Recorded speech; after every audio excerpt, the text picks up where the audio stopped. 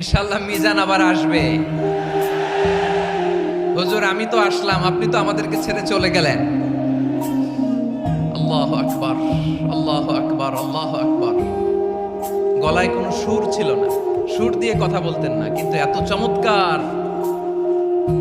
শব্দের বুনন, এত চমৎকার প্রেজেন্টেশন, এত চমৎকার ভাবে ঐতিহাসিক বর্ণনাগুলো তিনি উপস্থাপন করতেন। মন্ত্রমুগ্ধ হয়ে আমরা আল্লামা লুৎফুর রহমানের কথা শুনেছি। আমরা হযরতুল আল্লাম লুৎফুর রহমান রাহিমাহুল্লাহর জন্য এই বিশাল ময়দান থেকে দোয়া করছি, আল্লাহ তাআলা তুমি তোমার এই খাদেমকে জান্নাতের মেহমান হিসেবে কবুল করে নাও। মিজানুর রহমান আজহারী চলে গেছে, চলে যায়নি, তাকে চলে যাওয়ার জন্য বাধ্য করা হয়েছে। একটা মাহফিলে 10 লাখ 15 লাখ লোক হওয়া, এটা দুনিয়ার কোনো রাষ্ট্রপ্রধানের ইতিহাসেও নেই, ঠিক কিনা বলুন?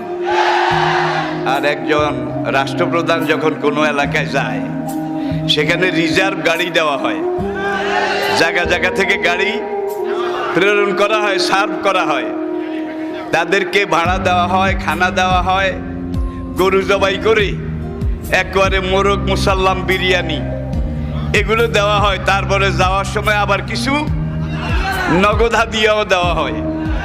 কিন্তু আমাদের মাহফিলে, আমার ছেলেদের, আমার সন্তানদের মাহফিলে যারা আসে, তারা নিজের খরচে আসে, নিজের খরচে খায়। আজকে তাকে এই দেশে থাকতে দেওয়া হয়নি। সোজা কথা, সংক্ষিপ্ত কথা, চূড়ান্ত কথা, শেষ কথা, মিজান আবার আসবে, বিজয়ীর বেশে আসবে। এই দেশের তাওহীদি জনতা এমন ইতিহাস সৃষ্টি করে তাকে আলিঙ্গন করবে ইনশাআল্লাহ। সেই সমাবেশই দূরে নয়। আমাদের সেই দিনী ভাই, আমার সেই সুযোগ্য সন্তান, অচিরে আল্লাহ তাকে আবার আমাদের মাঝে ফিরিয়ে আসার মতো, আনার মতো সৌভাগ্য, পরিবেশ, পরিস্থিতি এটা তিনি যেন দান করেন। সবাই বলুন।